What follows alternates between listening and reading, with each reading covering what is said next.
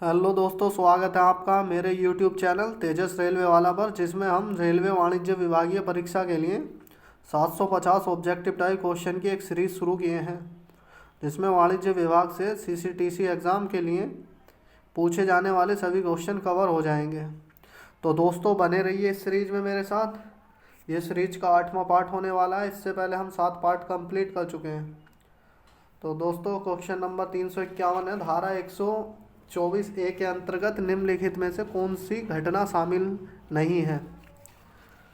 तो दोस्तों, इसमें है यात्री की यात्रा के दौरान सामान्य मृत्यु। ये क्वेश्चन ऑप्शन आपका पहला सही है। इसमें यात्री की यात्रा के दौरान सामान्य मृत्यु ये शामिल नहीं है।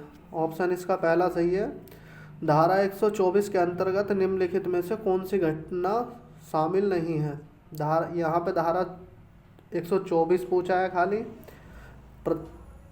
प्रतीक्षालय में बम विस्फोट, गाड़ी की आमने सामने की टक्कर, यात्री गाड़ियों की अगल बगल की टक्कर, यात्री गाड़ी व मालगाड़ी की टक्कर। तो इसमें पहला ऑप्शन सही है, प्रतीक्षालय में बम विस्फोट। ये धारा 124A में आती है। तो इसका ऑप्शन पहला सही है।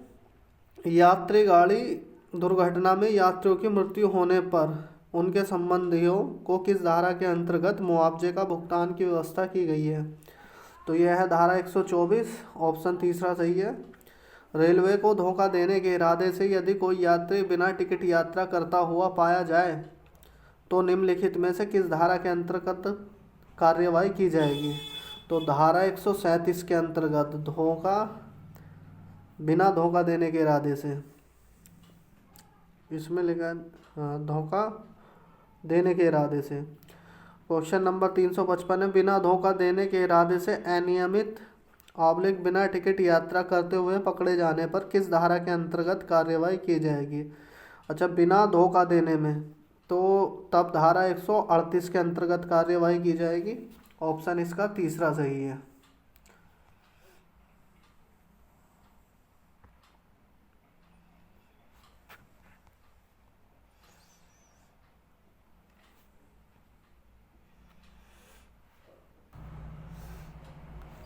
क्वेश्चन नंबर है 356। धारा 137 के अंतर्गत कम से कम जुर्माना कितना है? तो यह है आपका 500 रुपये। ऑप्शन इसका दूसरा सही है। धारा 138 के अंतर्गत न्यूनतम सज़ा कितनी है? धारा 138 के अंतर्गत 10 दिन की न्यूनतम सज़ा है। ऑप्शन इसका तीसरा सही है। धारा 137 के अंतर्गत अधिकतम कितनी कैद हो सकती है? तो दोस्तों, धारा 137 के अंतर्गत अधिकतम कितनी कैद हो सकती है? तो ये हो सकती है 6 माह। ऑप्शन इसका दूसरा सही है। संज्ञेय अपराध किस धारा के अंतर्गत आते हैं? तो संज्ञेय अपराध आते हैं 179। ऑप्शन इसका दूसरा सही है। असंज्ञेय अपराध किस धारा के अंतर्गत आते हैं? असंज्ञेय अपराध आते हैं धारा 180। पत्रकारों को परिवार सहित एक वित्तीय वर्ष में रियायती दर पर कितने बार यात्रा करने की अनुमति है?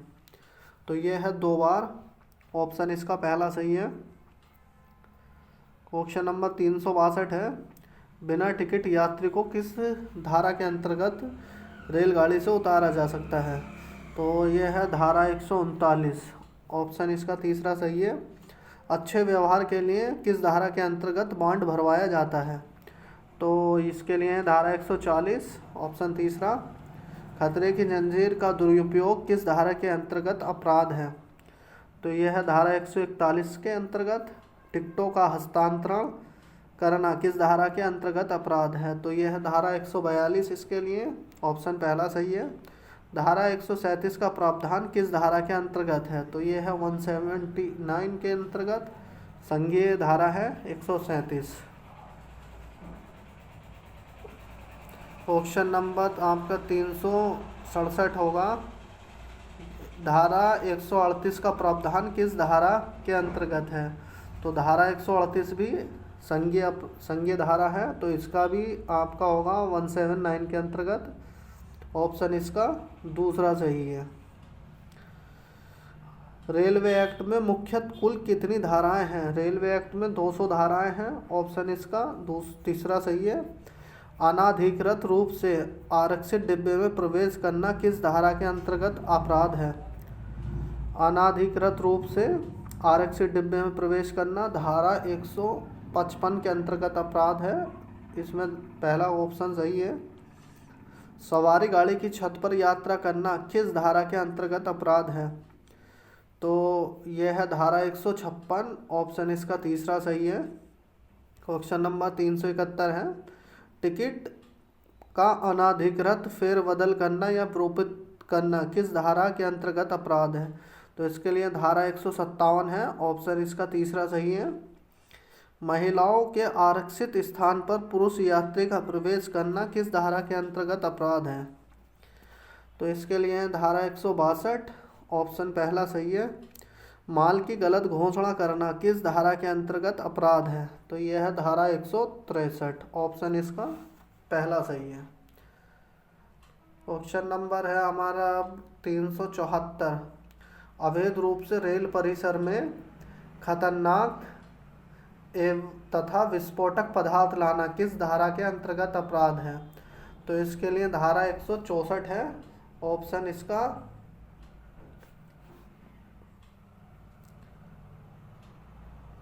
पहला ऑप्शन सही है। इसका धारा 164। किस धारा के अंतर्गत यात्री गाड़ी में दुर्घटना घायल यात्रियों को मुआवजा दिया जाता है? तो इसके लिए धारा 124 है। नहीं दोस्तों, इसमें दुर्घटना के मामले में पूछा गया है, तो दुर्घटना के मामले में आपकी धारा 125 सही है। किस धारा के अंतर्गत पैकिंग की शर्तों का पालन का प्रावधान किया गया है? तो यह है धारा 98। ऑप्शन इसका तीसरा सही है। झूठा क्लेम लेने के लिए पार्सल की मिथ्या घोषणा किस धारा के अंतर्गत अपराध है? तो इसके लिए है धारा 163। ऑप्शन इसका पहला सही है। निपर कितने प्रकार के होते हैं? निपर होते हैं 4 प्रकार के। निपर होते हैं, एक इक्विपमेंट होता है, ये इसके पास होता है टीई टिकट एग्जामिनर और टीटीई के पास रहता है, जिससे टिकट में छेद किए जाते हैं। इशू ड्यूइंग निपर यानी कि गेट निपर टिकट पर अंग्रेजी का कौन सा अक्षर काटता है?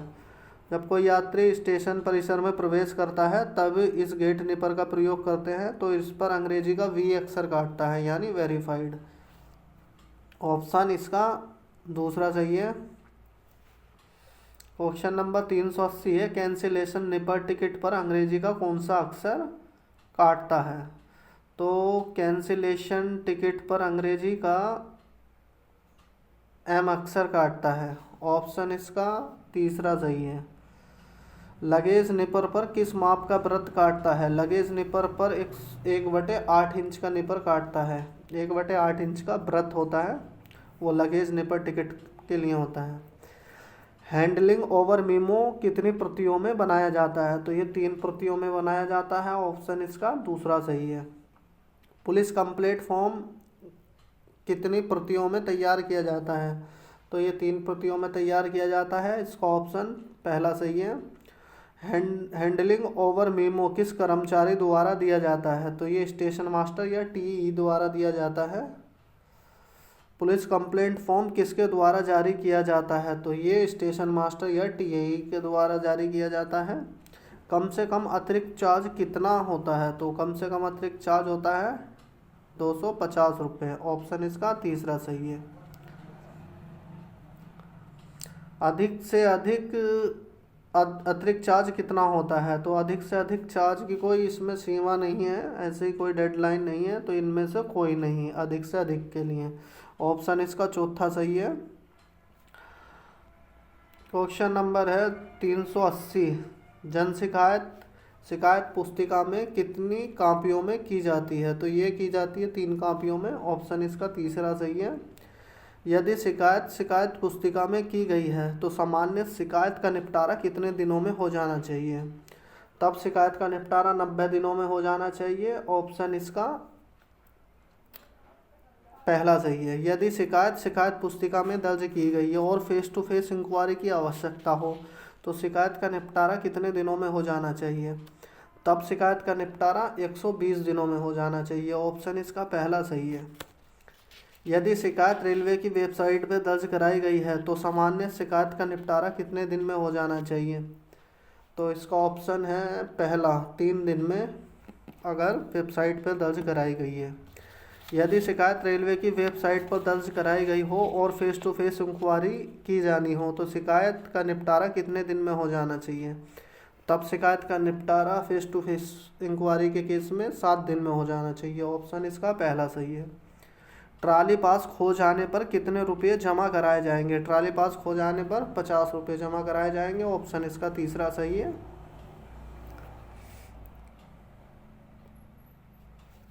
क्वेश्चन नंबर है 394।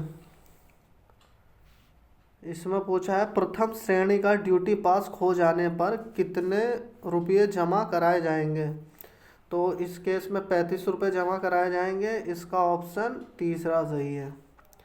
जानवरों ऑब्लिक पक्षियों की बुकिंग किए जाने पर भाड़ा किस स्केल पर प्रभावित किया होगा? तो दोस्तों जानवरों और पक्षियों की बुकिंग के लिए स्केल L+25% होता है। ऑप्शन इसका दूसरा सही है।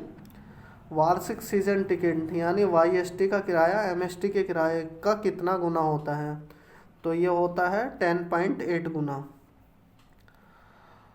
MST का होता है 2.7, तो 2.7 और इंटू 4 तो 10.8 गुना। दोस्तों इसमें कुछ फुल फॉर्म पूछी गई 397 से क्वेश्चन नंबर से। NTS का पूरा नाम, तो NTS का होता है national train inquiry system. PRS का पूछा है तो PRS का होता है पैसेंजर रिजर्वेशन सिस्टम। UTS का पूछा है तो UTS का होता है अनरिजर्व टिकटिंग सिस्टम।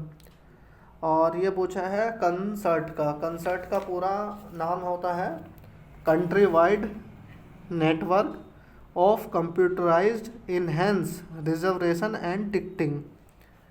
और ROPD का पूछा है। ROPD की फुल फॉर्म होती है roll over protection device. CRIS का पूछा है तो क्रिस का होता है centre for railway information system.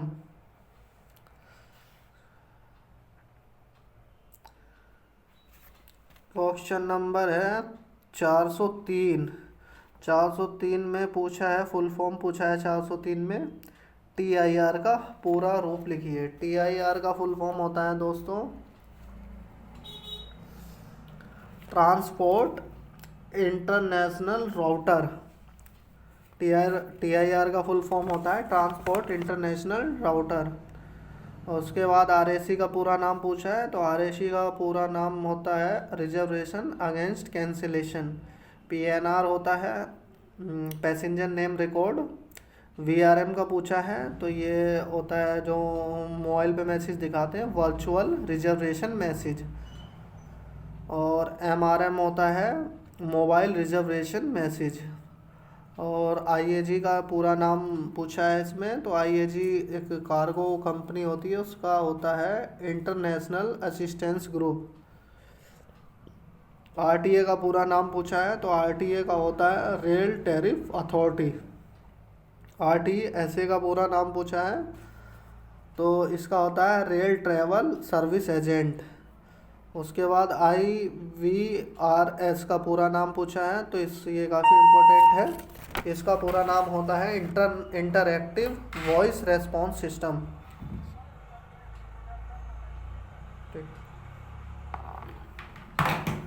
तो दोस्तों ये हमारा 8वां पार्ट कंप्लीट हो चुका है।